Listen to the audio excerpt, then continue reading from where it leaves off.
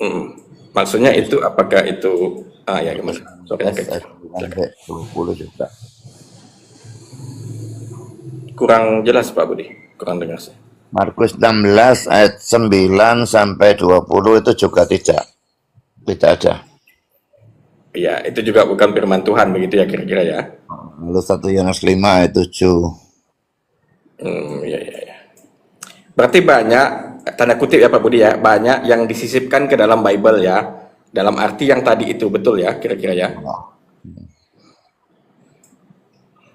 Tapi yang jadi rujukan kami itu manuskrip yang paling kuno lah. Ya kalau tidak ada autografnya ya manuskrip yang paling kuno yang paling kami rujuk lah. Iya, iya, iya. Oke, luar biasa Pak Budi ini jujur beliau ya mengatakan itu. Karena memang kalau awam ya tentu nggak berani ya Pak Budi ya. Tentu Ya, orang yang memang salam paham dengan itu yang pertemanan. bisa. Saya Halo, baru tahu ini, Mbak Budi. Ya, salam kenal ini, Mbak. ya Oke. silakan Pak Bang Dian silakan. Itu memang masih menjadi perdebatan sangat hebat di dalam kalangan Kristen ya. Tapi Iya saya betul. sendiri tidak menerima itu. Cuma ada orang teman-teman saya yang menerima ya terserah mereka. Karena itu memang perdebatannya sangat sangat hebat lah Markus 16 itu. Iya Tapi betul. kalau menurut saya Tetap itu bukan. Karena gaya bahasanya itu beda ya. Bagi orang yang ngerti bahasa Yunani itu tahu mestinya gaya bahasanya mulai Markus 1 ayat 1 sampai Markus 16 ayat 8a. Itu beda dengan Markus 16 ayat 9 sampai dengan Markus 16 ayat 20. Ya, gaya bahasa berbeda itu jelas yang menulis berbeda. betul betul betul. Terima kasih Pak Dudu kejujurannya ya. Izin Ini luar sebentar biasa. Pak Budi, saya ini sebentar, saya jeda sebentar ya. Silakan lanjut. Ikhwan bila dibawa bantu tap-tap layarnya ya. Masya Allah. 81 juta mata memandang, kurangin nolnya. Tap layarnya kita belum 5.000, bantu dong. Biar kondusif ini. Ya. Ayo bantu tap-tap layarnya Ikhwan bila. Bantu tap layar terus kejar goceng 5.000 5.000. Ayo bantu. Lanjut semuanya Pak Budi sama Bang Castillo atau Abu. Bantu ya tap layar Iwan bilang ya. Kalau saya Satu lagi. ini nggak Gimana? banyak Silakan Pak. paham tentang Bible ataupun kitab suci. Tetapi yang saya tanyakan ini adalah eh, prinsip daripada agama itu sendiri, yang namanya agama yang dibawa para nabi-nabi. Itu semua sama di dalam hal yang disebut teologinya, yang disebut akidah kalau dalam Islam gitu. Kemudian yang berbeda adalah syariatnya. Ini estafet ini, yang mana estafet para nabi itu disusulkan dari nabi ke nabi, itu ketika para pengikutnya udah mulai sesat gitu, udah mulai membangkang. Bani Israel kan memang sukanya membangkang begitu gitu. Nah, dalam hal itu dikatakan dalam Al-Quran bahwasannya setiap kali datang nabi yang baru, kemudian enggak sesuai dengan hawa nafsunya, la tahwa anfusukum mustakbartum fa fariqon kadzabtum wa fariqon taqtulun. Sebagian mereka dustakan, sebagian para nabi-nabi itu dibunuhnya. Nah, ini memang wajar jadi sebuah nabi lah. Bangunan agama itu dari awal sampai sekarang sampai akan datang itu adalah estafet.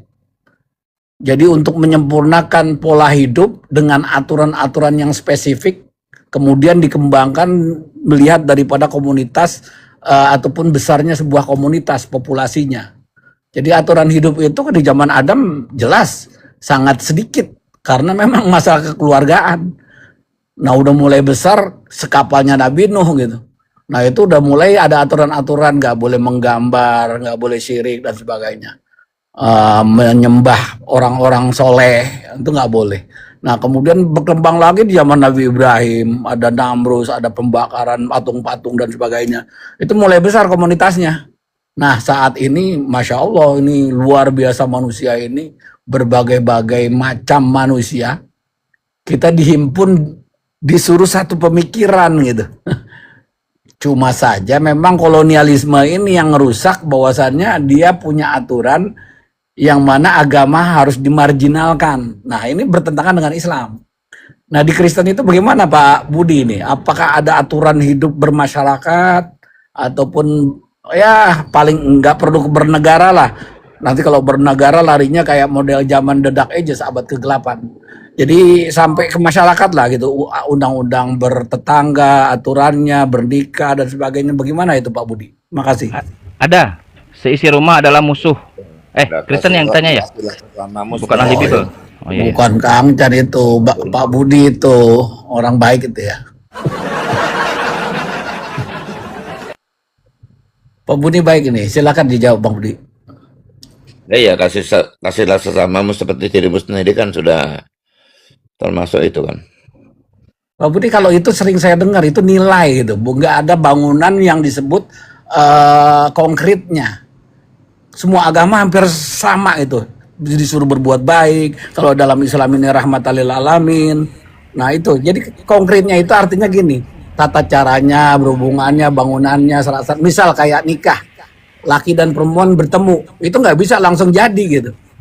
Nah kalau di barat di Australia ini kan bisa jadi, yang penting ada tukang foto, yang kemudian ada gambarnya, nanti diajukan ke pemerintah nih orang udah nikah gitu.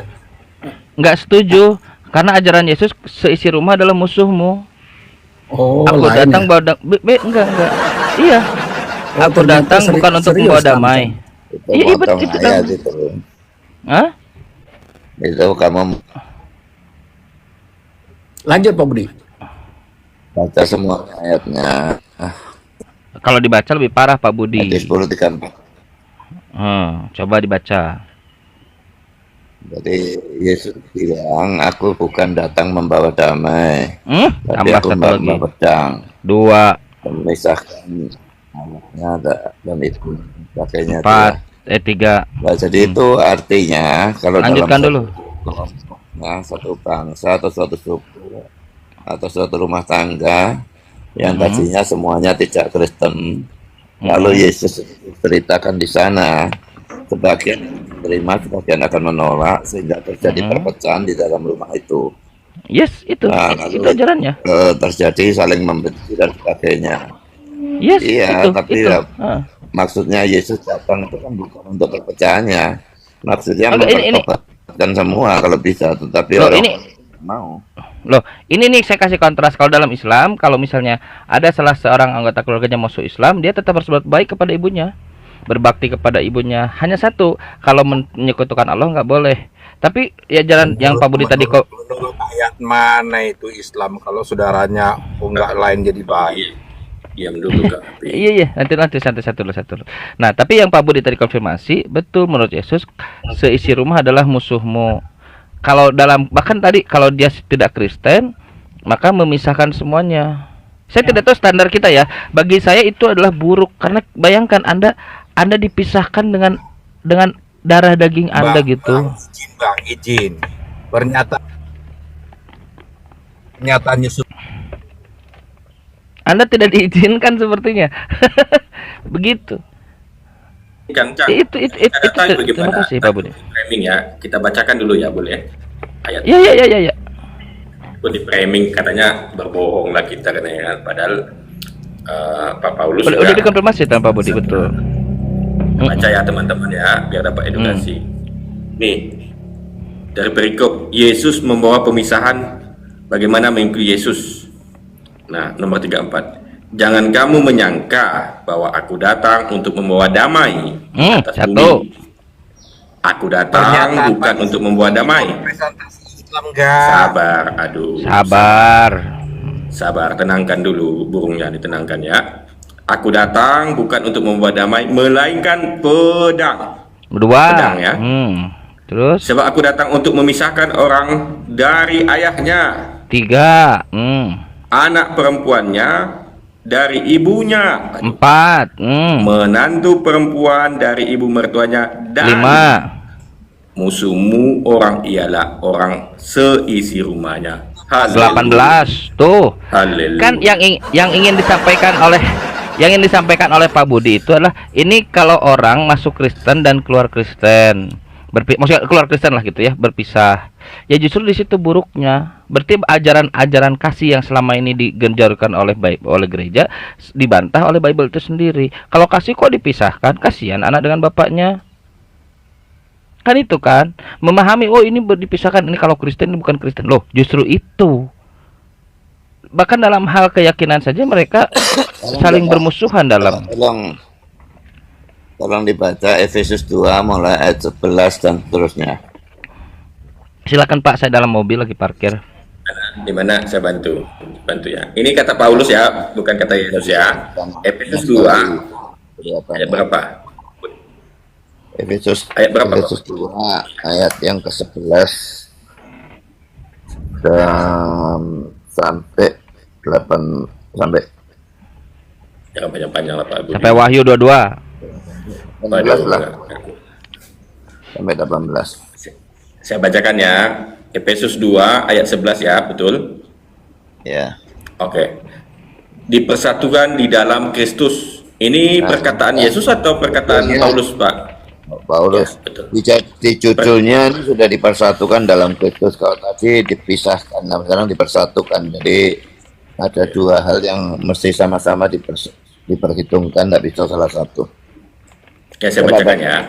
Kita hitung Oke. dua-duanya.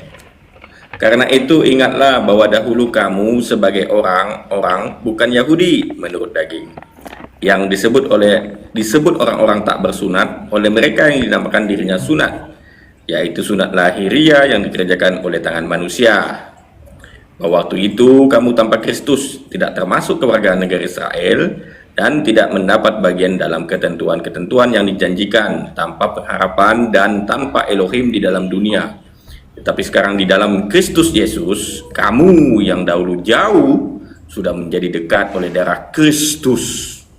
Karena dialah damai sejahtera kita, yang telah mempersatukan kedua pihak dan yang telah merubuhkan tembok pemisah, yaitu perseteruan. Sebab dengan matinya sebagai manusia, ia telah membatalkan hukum Taurat dengan segala perintah dan ketentuannya, untuk menciptakan keduanya menjadi satu manusia baru di dalam dirinya, dan dengan itu mengadakan damai sejahtera, dan untuk memperdamaikan keduanya di dalam satu tubuh dengan Elohim oleh salib, dan melenyapkan perseteruan pada salib itu. Ia datang dan memberitakan damai sejahtera kepada kamu yang jauh dan damai sejahtera kepada mereka yang dekat, karena oleh Dia kita kedua pihak dalam satu roh beroleh jalan masuk kepada Bapa. Ya. Jadi kalau dalam zaman Yesus itu ya ada batas yang sangat keras antara orang Yahudi dan orang non-Yahudi. Bahkan kalau orang non-Yahudi itu sudah memeluk agama Yudaisme, tempat mereka di dalam berbakti itu dibedakan dengan orang Yahudi yang asli. Tapi pada waktu Yesus datang dan menebus dosa, maka semua yang tadi yang dikatakan yang jauh itu non-Yahudi, yang dekat itu Yahudi. Nah, dua pihak itu dipersatukan karena kalau dua-dua percaya Kristus, dua-dua dipersatukan di dalam Kristus menjadi satu tubuh Kristus. Jadi kalau tadi yang tadi itu memisahkan, yang ini Yesusnya mempersatukan. Oke, Pak Budi, bisa nggak Bapak di waktu yang bersamaan dengan istri Bapak cerai sekaligus nggak cerai? Nggak bisa. Nggak bisa. Tidak bisa. Kalau sudah pisah, sudah pisah. Kata Yesus tidak ada. Ya kalau kata Yesus pisah, ya pisah. Kalau kata Paulus bersatukan, memang itu ajaran Paulus, Pak. Kita sudah tahu betul. Ajaran Paulus. Sebentar.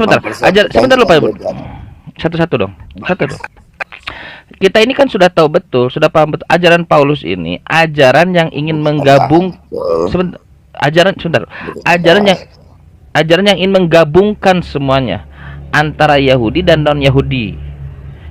Anda buka KPR 1925 kalau tidak salah, bahwa aku menjadi Yahudi untuk orang-orang Yahudi, aku menjadi orang non Yahudi untuk orang non Yahudi. Aku hidup. Kita bacakan ya. Iya, sebentar. Kita kasih poinnya dulu. Lalu dibuka nanti bantu akhi ayat-ayatnya. Nah, aku menjadi orang yang hidup di bawah hukum Taurat untuk yang hidup di bawah hukum Taurat, dan menjadi orang yang bukan hidup di bawah hukum Taurat untuk orang yang bukan hidup di bawah hukum Taurat. Hanya untuk memenangkan mereka. Kalau Yesus ajarannya yang benar ya benar, yang salah yang salah. Kalau Paulus enggak, semuanya masuk aja ke situ. Semuanya masuk. Kamu ngawur lagi nafsirnya. Coba baca silakan akhi datanya. Silakan kita baca datanya. Dia Pak Budi menyesuaikan dulu ya, boleh ya Pak Budi ya. Kita baca datanya ya. Hmm. Ya, dibesarkan dulu. 1 Korintus pasal 9, 19 hingga 20. baca sebelumnya, jangan paruh-paruh gitu. Sabar lah Pak Budi, sabar, tenang dulu. Lah iya, kalau dibaca Sungguh separuh-paruh ya aku rakyat karu-karuan. sabar, sabar Pak Budi ya. Jangan macannya kayak jadi apa? Jangan jadi kucing gitu ya, ikan macannya. Sungguh pun aku bebas terhadap semua orang. Aku menjadikan diriku hamba dari semua orang, supaya aku boleh memenangkan sebanyak mungkin orang. Nah, ayat 20. Demikianlah bagi orang Yahudi, aku menjadi seperti orang Yahudi, supaya aku memenangkan orang-orang Yahudi. Bagi orang-orang yang hidup di bawah hukum Taurat, aku menjadi seperti orang yang hidup di bawah hukum Taurat. Sekalipun aku sendiri tidak hidup di bawah hukum Taurat, supaya Tuh, ada kan? apa? Ya, supaya Supaya? aku dapat memenangkan mereka yang hidup di bawah hukum Taurat. Jelas. Itu ajaran dasar ya. Itu ajaran dasar dari kekristenan, bahwa kalau Paulus itu ingin menggabungkan orang Yahudi dan orang di luar Yahudi dalam konsep ketuhanan, dalam konsep divinity of Christ, dalam konsep penyaliban. Itu ajaran dasar. Yang kita tadi permasalahkan adalah ketika Pak Budi mengatakan Kristen ini ajaran kasih dari Hong Kong. Ajarannya kejam begitu dari Yesus. Itu yang saya bilang, nilai aja, nggak ada bentuknya, konkret. Konkretnya ada, kasihlah pemerkosa istrimu. Yes. Doakan dia. Yes. Yes. Inilah alasan kenapa Ya. para pendeta, para scholar Kristen, termasuk Pak Budi, pendeta besar yang sudah lama, mereka jarang sekali berani untuk berdialog secara offline. Nggak berani mereka. Saya berapa puluh kali, kamu belum lahir aku sudah diskusi offline. Ya kan kalah. Iya. Kalah? Iya kalah. Aku tidak pernah satu kali kan balah. Pak Budi mengatakan 1 Yohanes 5 nomor 7 itu adalah bukan firman Tuhan. Di situ kekalahannya Pak Budi. Orang-orang abad 6. Alkitab itu sekalipun ada perubahan-perubahan dan kesalahan-kesalahan, itu tidak akan mengubah doktrinnya maupun ajaran moralnya. Di situ KO-nya. Tunjukkan kalau ayat itu ada atau tidak ada, doktrin Kristen bisa berubah apa enggak? Berubah lah. Orang Kristen 60 ribu denominasi kok. Gimana Pak Budi nih? Tunjukkan ayat itu loh, kalau ada atau tidak ada, berubah doktrinnya atau enggak? Berubah, banyak yang tobat jadi Islam. Jangankan doktrin, ajarannya juga berubah. Banyak orang-orang Kristen berubah. Bapak buka YouTube-nya Kodon Ditan, banyak orang yang mualaf, Ya, banyak dari Ditan tuh gedabru saja lah. La haula wala quwata illa Oh, billah. dia debat sama saya hancur lebur kok. Pak Budi mengatakan 1 Yohanes 5 nomor 7 itu bukan firman Tuhan. Itulah KO-nya di situ. Sedangkan abad 16 Maksudku itu begini loh ya. Ayat itu ada atau tidak ada, itu kan digunakan untuk mendukung Tritunggal. Ayat itu ada atau tidak ada, iya kan nggak ada ayatnya Pak. bisa mendukung doktrin Allah Tritunggal. Jadi doktrinnya tidak berubah, apakah ayat itu ada atau tidak ada. Sekarang saya tanya Pak Budi meyakini Tritunggal tidak? Ya, Mengimani Tritunggal tidak? Pak Budi? Ya. Person. Oke, Tritunggal itu didapat dari Bible atau di luar dari Bible? dari Bible. Mana datalnya? Tunjukkan satu saja. Konsepnya ya, bukan diksi Tritunggal, bukan kalimatnya, tapi konsepnya. Ya, ada Coba saya ingin dengar nih jawaban dari seorang Pak Budi Asali nih. Konsep Tritunggal dalam Bible. Coba. 28 ayat 19 kamu baca. Ah. Ya Bapak baca silakan. Jangan bilang nama itu single jadi satu nama. Coba bacakan. Memang itu kok. Ya bukan Baca itu yang ditanya, apa itu? Tritunggal itu. Coba definisikan Tritunggal dulu dari Pak Budi. Tritunggal itu apa? Tadi satu hakikat. 3 pribadi? Satu hakikat. Oke. Hakikat Yesus apa? Hakikat itu zatnya. Iya bukan itu yang ditanya. Hakikat Yesus apa? Hakikatnya roh. Roh. Kalau manusianya Tuhan bukan. Manusianya bukan Tuhan. Bagus. Di dalam Tritunggal ada yang bukan Tuhan. Manusianya tidak termasuk dalam Tritunggal. Manusia Yesus tidak termasuk dalam Tritunggal. Ya. Tidak termasuk. Kolose 2 nomor 7, di dalam jasmaninya kepenuhan seluruh ketuhanan. Gagal itu ayat. Di dalam jasmaninya loh. Yang gagal itu kamu artikan apa? Di dalam apa yang Pak Budi di sedang kata-kata secara jasmania itu menunjukkan kemanusiaannya. Justru ayat kepenuhan itu apa? adanya Kepenuhan Allah dan manusia dalam satu pribadi. kepenuhan kemanusiaan atau kepenuhan ketuhanan? Pak Budi, jadi yang jadi korban penebus dosa itu bukan Tuhan. The God-man ya. Bukan Tuhan, manusia. The God-man, pribadi ilahi yang Bukan itu, Pak Budi. Pak Budi, manusianya Yesus yang tidak termasuk dalam Tritunggal, apakah itu yang jadi korban untuk penebus dosa Kristen? bukan hanya itu. Apa? Bukan hanya itu, ada lebih dari satu hakikat yang menjadi penebus dosa Kristen. Apa Makanya aja? Kamu tuh pengertianmu tentang kristologi itu nol besar. Kalau kamu Iya, ngerti tapi Pak Budi kristologi, nol kamu kecil. tahu apa yang aku bicarakan dengan the God-man. Coba jelaskan the God-man. Yang tadi Superman tahu, God-man. Nggak Coba. bisa kamu ngerti sampai mati, tapi aku bisa ngerti lah. Coba lihat bagaimana Yesus mengajarkan ajarannya, apakah seperti Pak Budi? Kemarin saya lihat Edi sama siapa Romo siapa itu kafe. Kamu pahami dulu filsafat kamu. Dua sama-sama gobloknya dan sama-sama sesatnya. Nah, loh, kok ajaran kasih Pak Budi dengar dulu. Yang menjadi penebus orang-orang Kristen itu apakah manusianya Yesus atau bukan manusianya Yesus? Pada gini ya, sebelum dia itu berinkarnasi, dia itu pribadi anak Allah, pribadi kedua dari Allah Tritunggal. Dia cuma satu pribadi, satu hakikat Allah semua ya. Lalu waktu dia menjadi manusia, dia mengambil hakikat manusia, bukan pribadi manusia. Tapi hakikat itu begitu ada langsung mendapatkan kepribadiannya dari ilahinya. Dan itu yang Bukan itu yang ditanya. Bukan. Yang saya tanya, yang mati untuk menebus dosa Kristen itu. Ya makanya aku jelaskan the God-man-nya, kamu tuh motong-motong terus. ya udah silakan. Aneh, panjang sekali, silakan. Jadi the God, ilahinya itu mengambil hakikat manusia, dan hakikat manusia itu begitu ada di dalam perut Maria langsung mendapatkan kepribadiannya dari ilahinya. Itu yang aku sebut the God-man. Dan itu yang mati pada waktu dia mati di salib. Oke, jadi yang ingin Pak Budi sampaikan ada ilahi yang menjadi manusia, dan manusia ini adalah hakikatnya ilahi gitu. Hakikat ilahinya enggak, baik kecampur. Nggak ada. Ya udah, Nggak bisa berarti ada mati. ilah. Oke, ada ilahi yang menjadi manusia. Bagian itu banyak yang hujat, ngapain sih? Ya, Nggak ada bisa ilahi dong. yang menjadi manusia. Kenapa marah-marah? Aku marahnya sama di bawah, bukan menunggu. Yang di bawah jangan menghujat, hargai Pak Pendeta. Bahkan Yang di bawah. bangsat anjing ya bu.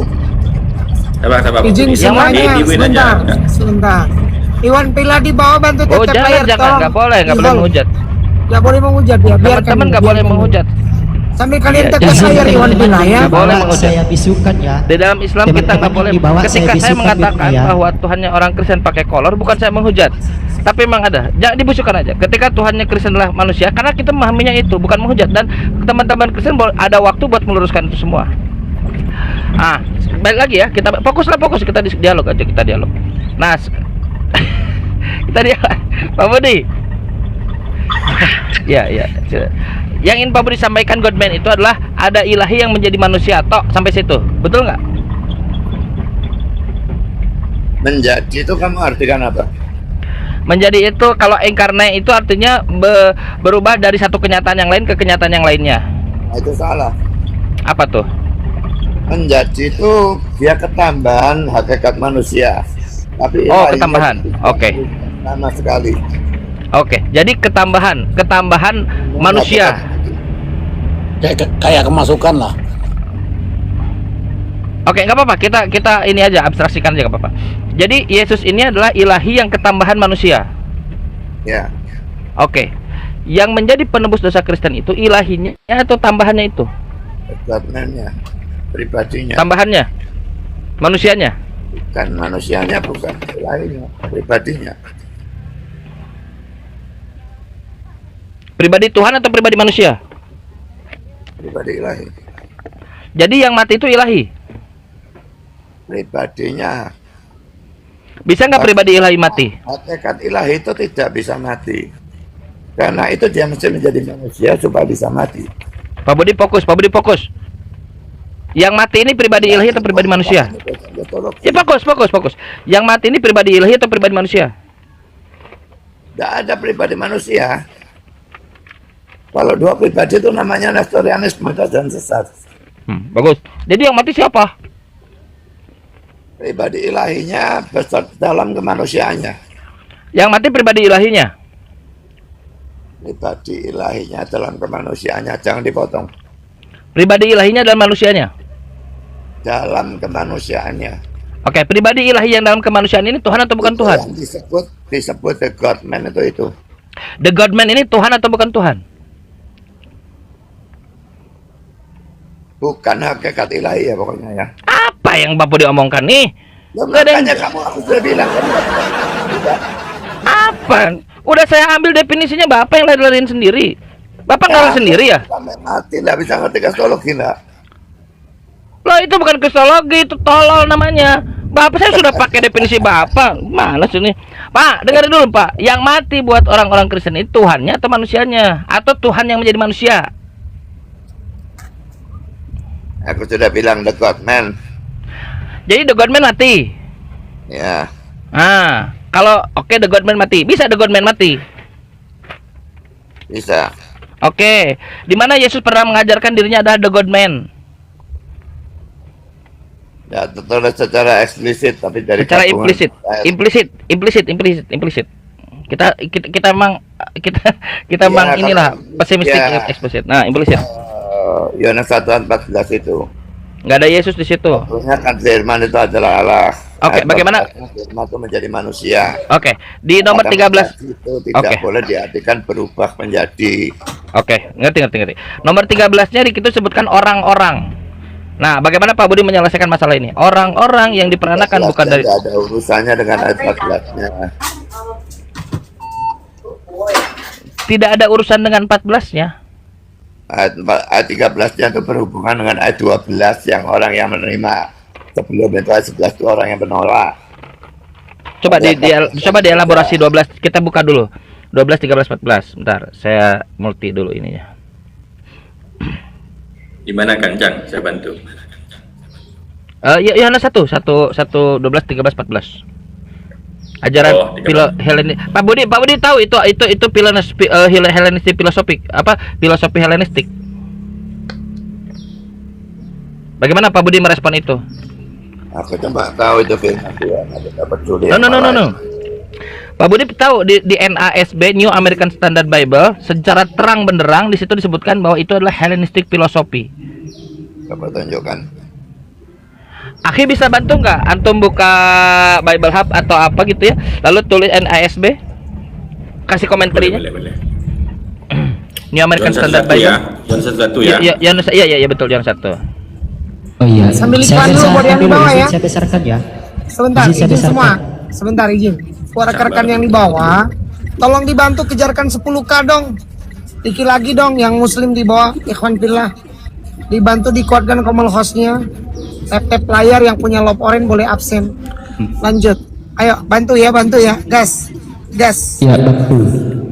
Sedikit teman-teman di bawah maupun Islam itu atau Kristen, tolong jangan typing yang aneh-aneh ya teman-teman, biar kita siap, kita fokus untuk berdiskusi di atas, karena Pak Budi Asadi udah mulai nggak fokus ketika membaca typing yang aneh-aneh. Nggak apa-apa. Teman-teman kerjasamanya. Pak Budi ini beliau udah malang menteng di debat, jadi dia tahu betul mana framing, mana substansi.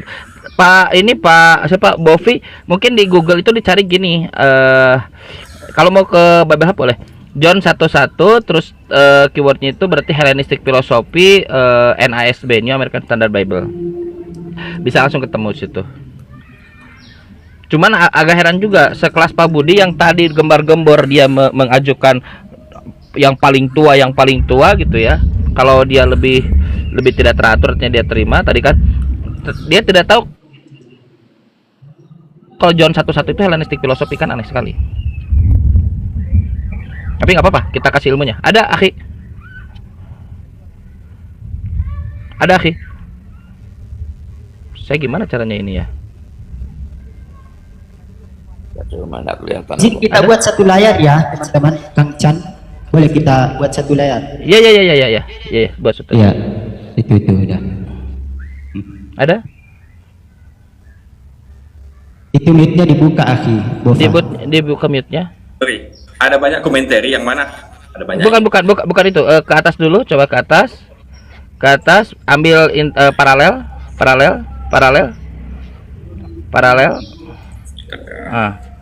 Terus ke bawah NASB ada nggak? New American Standard Bible. Ada biasanya. NSB yang mana? Ada banyak. Nah itu tuh New Yang ini American ya. Standard Bible. Itu coba klik dulu. Atau nanti NSB. Lalu ke bawah ke commentary, coba lihat commentary. Ada commentary nggak ke bawah? Ke atas sedikit. Ya. Ke atas. New American. Ke bawah. Ke bawah. Terus itu kan ayatnya tuh. Ke bawah, terus ke bawah. Terus nomor berapa itu? Sampai nomor 51 kan ayatnya kan, ke bawah. Terus turun lagi, turun. Ya gini aja diskusi Enggak, dulu biar ada. saya cari, nggak apa-apa. Nanti saya Oh ya dapatkan udah. ya. Saya Ya udah. pernah baca Oke, itu. kita lanjut lagi. Oke, Lanjut. nanti Saya dicari ya. carikan ya. Oke, cari. Lanjut Ya. aja ya. Kalau saya depan komputer ada sebetulnya. Oke lah. Jadi begini teman-teman sekalian. Oke, kita Pak Budi jujur dulu. Tahu nggak ada isu kalau Yohanes 1 nomor 1 sampai nomor 1 itu adalah Hellenistic Philosophy. Apa yang dimaksud dengan Hellenistic Philosophy itu? Hellenistic Philosophy itu adalah dia ajaran dari ajaran Hellenistisme, bahkan masuk ke dalam himnenya Platonis, pagan maksudnya. Enggak, aku tidak percaya itu. Belum pernah dengar itu, Pak Budi? Mungkin pernah, tapi aku tidak pernah percaya. Kenapa alasannya tidak percaya? Karena itu firman Tuhan. Tahu dari mana itu firman Tuhan? Ya, aku percaya itu firman Tuhan. Saya tahu, kepercayaannya tahu, tapi tahu dari mana itu firman Tuhan? Aku Kan tidak bukan karena saya percaya sesuatu terus jadi dalil gitu. Kan tahu dari mana kita tahu kita percaya itu? aku. Siapa? Tuhan memberitahu aku. Tuhan memberitahu Pak Budi. Ya, Tuhan, gimana caranya Tuhan memberitahu Pak Budi? Gimana caranya Tuhan memberitahu Pak Budi? pasti tentang kelahiran baru apa enggak? Kelahiran pembaptisan. Enggak, kelahiran baru. Regeneration di dalam bahasa Inggrisnya. Coba terangkan kepada kita. Lan sambungkan Tuhan memberitahu Pak Budi. Pada waktu orang belum percaya sama sekali kepada Kristus, orang itu mati secara rohani. Ya seperti kamu begini mati secara rohani. Dan orang yang mati secara, Saya mati rohani saya. iyalah. Kamu enggak percaya Kristus kan? Pak Budi, populasi dunia ini 789 miliar. Kristen cuma 2 miliar. Jadi 5 miliar atau 6 miliar itu mereka mati rohani semua. Tambah lagi Kristen 90%. Enggak ada, Kristen 2 miliar. Tambah maksud saya 6-7 miliar itu tambah lagi Kristen yang 90% itu Kristen KTP semua. Mereka mati rohani semua. Ya. Oh, iya. Nah, lanjut lagi Pak Budi. Terus Nah, apa ini kan kepercayaan, Yang ingin kita lihat adalah dari mana sumber kepercayaan ini, yang ingin kita objektif dari diskusi ini kan? Kamu baca Efesus 2:1. Iya, saya nggak depan ini. Mungkin saya bantu teman-teman sekalian. So jadi yang disampaikan Pak Budi mati kelahiran, regeneration, rebirth lah, regeneration atau rebirth? Ya sama saja lah. Sama aja. Oke. Jadi kelahiran kembali itu adalah Efesus orang nggak 2, percaya, 1 ya. orang nggak percaya Yesus, dia mati rohani. Lalu Ya. orang percaya Yesus hidup rohani, lahir, begitu kan? Enggak. Orang nggak percaya Yesus, mati rohani. Setelah itu dia percaya Yesus, lahir kembali, jadi hidup maksudnya gitu kan? Gimana dong? Makanya bentar. Ya, aku bacakan ayatnya ya. Sebentar Pak Budi, tolong semangat dikit lah, jangan kayaknya ngomongnya males-males. Beliau memang begini dia. Beliau kalau udah di ring, kalau sudah di ring tinju, jagonya kita kalah sama beliau. Kamu dahulu sudah mati karena pelanggaran dan dosa-dosamu. Ya betul. Nah, dikatakan mati karena pelanggaran, bukan mati secara jasmani. Oh iya. Lalu apa, tunjukkan lagi 1 Korintus 2:14. Oke, ngerti. Oke. 1 Korintus 2:14. Tetapi manusia duniawi ini orang yang tidak percaya ya, tidak menerima apa yang berasal dari roh Allah. Karena hal itu baginya adalah suatu kebodohan dan dia tidak dapat memahaminya. Sebab hal itu hanya dapat dinilai secara rohani. Oke, ada nggak nilai-nilai ngerti. Oh ya lanjut Pak Budi lanjut. Orang tidak percaya yang belum dilahir-barukan diinjili, mereka akan anggap itu sebagai suatu kebodohan. Makanya kamu juga anggap orang Kristen itu goblok, percaya sama Nggak ada. yang jadi Tuhan dan Nggak ada saya ngomong gitu. Jangan fitnah. Saya nggak bilang orang Kristen goblok. Saya bilang orang Kristen bodoh menurut Paulus. Pak Budi. Apa bedanya? Beda lah. Oh dasar. Pak Budi, ada nggak nilai-nilai itu diajarkan oleh Yesus? Kan itu Paulus tuh, Efesus Paulus, 2 Korintus Paulus. Ada nggak nilai-nilai seperti itu? Kita bisa confirm dari Yesus. Tuhan. Jadi aku nggak mau dibatasi pada kata-kata Yesus. Loh, mana Pak Budi? Jadi gini ya, orang yang mati rohani. No, bukan itu. Jangan salah ngerti, jangan salah ngerti. Pak Budi sebentar, jangan salah ngerti. Saya tidak membatasi dari Pak Budi. Ada nggak? Ada nggak nilai-nilai itu diajarkan juga oleh Yesus? Aku tidak mau dibatasi dengan kata-kata Yesus saja. Karena aku percaya seluruh Alkitab, bukan cuma kata-kata Yesus. Saya tidak ingin batasi. Pak Budi, ada nggak nilai-nilai itu diajarkan juga oleh Yesus? Ada nggak? Kalau nggak ada nggak apa-apa. Kalau ada. Kalau nggak ada nggak apa-apa. Nggak tahu, aku nggak ingat. Yang aku ingat ya ayat ini. Good. Berarti ajaran Kristen yang direpresentasikan oleh Pak Budi ajaran Paulus, bukan ajaran Yesus. Ajaran Paulus tunjukkan bedanya dengan ajaran Yesus di mana? Efesus pasal 2 nomor 15. Matius pasal 5 nomor 20. Itu hukum seremonial, bukan hukum moral. Mana di situ hukum seremonial? Segala ketetapan. Konteksnya. Tuh Hellenistic philosophy. Pak Budi tuh. The original Greek my understanding is however that logos is a specific technical term Hellenistic philosophy, bukan dari Yesus.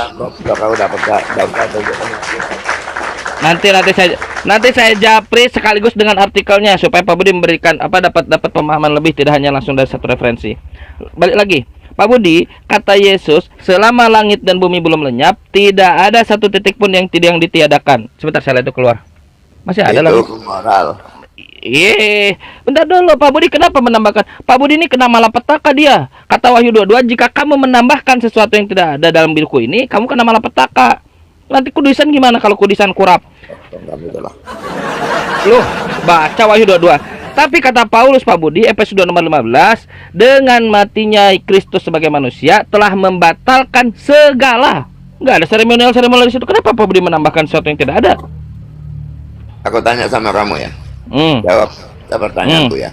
Ya. Kalau kamu nafsirkan kitabmu, kamu tabrak-tabrakan ayat apa enggak? Tidak boleh, ada metodenya. Ya makanya enggak boleh. Ya sekarang ya makanya Pak Budi. Kalau kamu tafsirkan Efesus 2:15 dan Matius 5:17 sampai 19 itu dalam arti yang sama hukum Tauratnya. Makanya Pak ayat dan makanya Pak itu salah.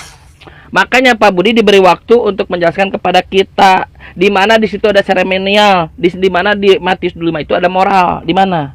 Kalau Bapak baca Matius pasal 5 itu di bawahnya malah terkait cerai. Yang Pak, komen enggak karuan, tak blokir semua tanpa kecuali. Komen. Pak Budi jangan abaikan komen. Susah ngendalin komen itu. Banyak orang. Biarin aja. Di lakban HP-nya di lakban hitam aja. Sementara yang komen tolong jangan personal. Ada 207 di bawah. Komen Boleh kita jadi yang matikan, komen ini teman-teman. cuma Nggak apa-apa. provokator. Komen kita matikan ya, biar nggak ada yang komen-komen. Nah, Ya ini anggaplah kita bisa provokator itu. Dimatiin parah. Nah, Iya, mantap, iya. lanjut. Ini udah mantap ya, nggak ada alasan lagi untuk kemana-mana. Silakan. Richard dan Pak Budi Kejam Asadi. sekali. Iya, iya.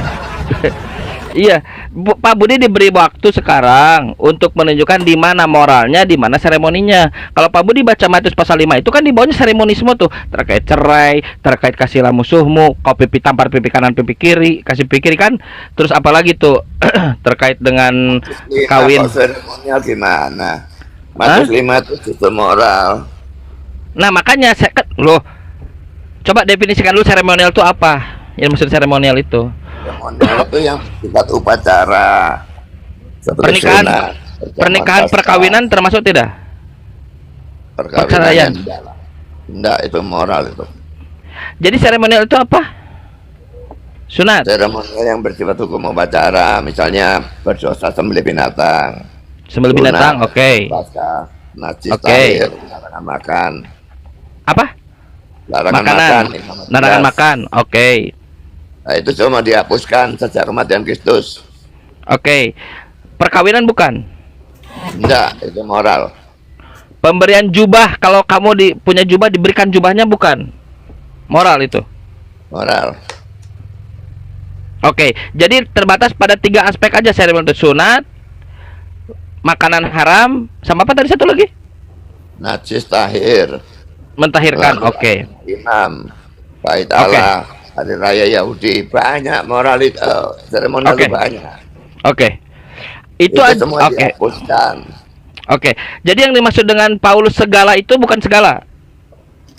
Ya segala, tapi seremonial, makanya aku tunjukkan konteksnya lah ya. Silakan. Efesus 2:15. Tunjukkan konteksnya. Selalu perhatikan konteks. Silakan. Efesus 2 ayat 15. Yang komen apa komen itu? Yang mana kalau komen? Nggak ada. Nggak ada ya. Aduh maaf.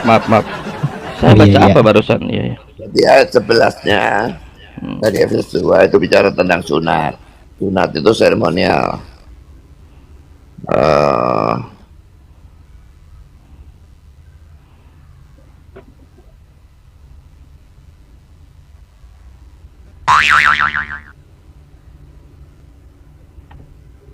Komennya yang bagus-bagus lah teman-teman. Dan keduanya menyiapkan persetujuan bersalib itu. Iya, Lalu- apa saya dapat. Yahudi Intinya dan non-Yahudi. Ini juga pembatasannya itu seremonial. Jadi ya itu saja kelihatannya ya. Tapi Oke, kalau oke. di dalam Matius pasal 5 itu kalau kamu baca terus ayat 20, 21 sampai 48 itu semuanya moral. oke. Kalau menghukum mati anak-anak yang mengutuki ayah dan ibunya itu seremonial atau moral? Itu sivil, undang-undang. Kalau ada hukumannya itu undang-undang. Ya tahu. Tapi apakah itu seremonial atau moral? Loh, enggak, termasuk dua-dua. Ya, undang-undang itu yang ketiga. Jadi ada moral, ada sivil, ada seremonial. Oke, yang Jadi dibatalkan yang mana? Selamanya itu dan di mana-mana itu hanya moral. Ya, yang dibatalkan yang mana? Itu undang-undangnya hanya berlaku untuk mereka pada zaman itu. Bahkan Yang pada dibatalkan zaman yang- itu tidak berlaku. Ya, Apa? pertanyaan sama. Yang dibatalkan yang mana? Yang seremonial dibatalkan. Yang moral seremonial itu, yang sipil itu, undang-undang itu tergantung pemerintah yang berkuasa. Oke. Jadi Sejak pada zaman kapan? Kristus, pada waktu mereka dijajah Romawi, yang Baik. berlaku undang-undang Romawi bukan undang-undang mereka. Baik. Sejak kapan sunat jadi ya. Sunat bagiannya itu tidak boleh. Baik. Sejak kapan sunat ditujukan bukan untuk orang Yahudi? Sunat Kan itu seremonial. Sehingga harus Paulus batalkan. Sejak kapan sunat ditujukan bukan untuk orang Yahudi sehingga dia harus dibatalkan? Sunat ditujukan pada non Yahudi, siapa bilang ditujukan non Yahudi? Sorry, keturunan Abraham. Sunat memang untuk keturunan Abraham, tidak pernah untuk non Yahudi. Ya makanya Kenapa harus dibatalkan? Kalau dia bukan untuk keturunan, kalau dia bukan Yahudi untuk untuk Yahudi pun dibatalkan. Yang dibatalkan itu untuk Yahudinya. Oke. Larangan makan itu kan juga untuk non Yahudi, untuk Yahudi kan. Iya, iya, ngerti. Itu juga dibatalkan. Sama Kerja tuh. gitu boleh semua sudah. Mau nggak sunat, mau sunat sesukanya. Iya, iya, Ini iya. Pak Budi, coba Pak Budi jelaskan dulu ya, saya bacakan ya. Efesus 2:15 di sini dikatakan ya. Kita baca dulu. Nih. Ten ekran ente sarki autu ton nomon ton entolon. Entolon di sini Pak Budi, commandment ini jamak nih Pak Budi. Perintah-perintah bukan seremonial, nggak ada di sini tertulis seremonial Pak Budi. Entolon ini. Emang ngarang-ngarang. Menurut Pak Budi, apakah entolon di sini, entolon ini singular? Apakah ini plural atau singular? Coba. Nggak ada hubungannya Ya plural. tahu aku gimana pokoknya. Plural yang Pak penting jamak, seremonial. perintah-perintahnya gitu. Jadi semua di sini tidak ada yang dinamakan spesifik. Itu ya. Silakan Bapak bantah saja dalam Itu Yunani. Coba. mengatakan perintah-perintahnya itu lalu mengatakan semua termasuk seremonial di mana, termasuk moral di mana. Oh, gini, maksud Pak Budi itu gini. Maksud Pak Budi gini. Pak Budi mempunyai metode untuk menafsirkan Bible agar tidak bertentangan sehingga memunculkan konsep baru gitu. Supaya tidak bertentangan dengan Matius 5 ajaran Yesus. Semua penafsir dan semua orang Kristen yang waras otaknya selalu dalam menafsir itu melihat semua ayat dalam Alkitab yang ada hubungannya, lalu menafsirkan bersama-sama supaya tidak ada tabrakan antara ayat. Oke. Begitu ada tabrakan Oke. antara ayat, itu Menarik penafsiran ini. tidak pasti salah. Bagus. Sekarang jadi yang ini teman-teman supaya kita mengerti apa yang ada di kepala Pak Budi ya. Jadi yang dilakukan Pak Budi tahu betul bahwa ajaran Yesus itu tidak sama dengan ajaran Paulus. Pak Budi jangan stop dulu saya. Nah, tahu betul. Makanya dia tidak mau membatasi kepada Yesus. Itu alasan dia. Tapi nggak apa-apa sebagai excuse yang Kamu tunjukkan loh, ayo tunjukkan Paulus ajarannya beda apa dengan Yesus. tadi Matius pasal 5 bahwa kata Yesus tidak ada satupun dari Aku titik sudah hukum Taurat. jawab itu kok. Iya, Pak Budi tidak menunjukkan bahwa ada Paulus itu mengikuti ajaran Yesus. Kata Yesus tidak ada satupun yang ditiadakan. Kata Paulus membatalkan segalanya. Itu moral yang satu seremonial bertentangannya di mana? Segalanya, kata Paulus. Yang bertentangan bukan Yesus dengan Paulus lagi, Caranya Pak Budi sama, jangan Paulus. caranya seremonial. Pak Budi, tertulis di situ segalanya atau hanya seremonial? Makanya harus ditafsirkan itu supaya tidak ada tabrakan antara ayat. Itu yang Paulus katakan Pak Budi ini orang yang sombong. Gak boleh.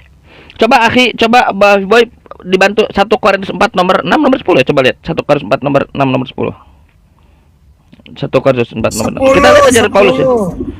Iwan Coba, Pila di bawah, buka. bantu tap layar kejar 20k Segalanya, ya. coba. Ayo. Bantu 1 Korintus 4 20k. nomor 6 Maksudnya coba. segalanya itu segala. Maksudnya segalanya itu tidak segala segalanya. dari seremonial. Bukan 10 bukan 10 bukan nomor. Seremonial itu. Bukan. Enggak ada. Segala dari seremonial Ini itu, Pak. nih kamu juga orang sombong dasar. Nomor 6 Nomor 6. Mana? Ke bawah nomor 1 ke 4 nomor mana? Terus ke bawah, terus. Ke atas. Ah, coba baca nomor 6 mana baca. Baca. Izin, akhi, Bofi. Mute. Ya. Rendahkanlah dirimu. Saudara-saudara, kata-kata Ini ini kitab apa aku ini? kenakan pada diriku sendiri Ya, dan ini pada kitab apa? Apolos. 1 Korintus 4 nomor 6. Ya. Pada Apolos sabar ya. Karena kamu supaya dari teladan kami kamu belajar. Apakah artinya ungkapan jangan melampaui yang ada tertulis? Supaya Supaya jangan ada di antara kamu yang menyombongkan diri dengan jalan mengutamakan yang satu daripada yang lain.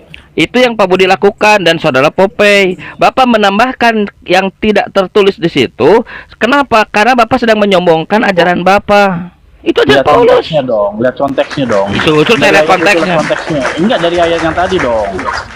Itu konteksnya tadi sudah dibaca kok. Jangan merendahkan diri. Kalian ini harus merendahkan diri. Kalau tertulisnya begitu, tertulis begitu. Jangan melampaui yang tertulis. Apalagi menambah-nambah. Dapat malapetaka, dapat kudis, dapat kurap. Aneh bapak-bapak nih. Bapak-bapak nih sudah bertentangan dengan Yesus, terus tidak mau ketemu Yesus. Kalian yang menambah-nambahkan dan mengurangi, katakannya Yesus tidak disalib, padahal disalib. Kamu yang mengurangi. Mana ada Yesus disalib dalam Bible? Disalib, kamu bilang tidak disalib, kamu yang mengurangi. Bukan saya yang bilang, Markus, Matius, Lukas, Yohanes, Yesus nggak disalib. Ya. Enak aja. Baru balik Lausian kemarin. Solang generasi. Yesus disalib, tapi Nggak kamu nyambung. mengatakan tidak disalib. Lihat, dia tidak menghargai Pak Budi Asali. Lihat dari tadi kita menghargai beliau. Lihat orang Kristen sendiri yang menghargai Pak Budi Asali. Lihat. Saya bantu Pak Budi. Anda mau bantu Pak Budi? Anda nih nggak ada apa-apanya. Pak Budi sudah berdebat sejak Pak Budi ini sudah berdebat sejak kamu masih jadi air. Solang bener. Nah, Anda lihat tuh YouTube, Facebook apa namanya ya? Itu YouTube kamera apa namanya? Injil, enak aja Injil. Sibuk sendiri. Pak Budi nih dia sudah malang dialog dan Pak Donitan mau. Pak Peri takut. Anda lihat ada YouTube-nya. Pak Budi bonyok oleh Kodonitan. Berani dia datang. La haula wala quwata illa billah. 3 ayat 31. Apa Jika lagi nih? demikian, adakah kami membatalkan hukum Taurat karena iman? Sama sekali tidak. Justru kami apa? Menggenapinya. Itu kata Paulus. Jadi Paulus Memang bukan karena iman, memang bukan karena iman, karena ingin memenangkan mereka. Kan tadi sudah dibaca, bukan karena iman, karena ingin memenangkan mereka. apa yang Menjadi diajarkan yang oleh Paulus tidak bertentangan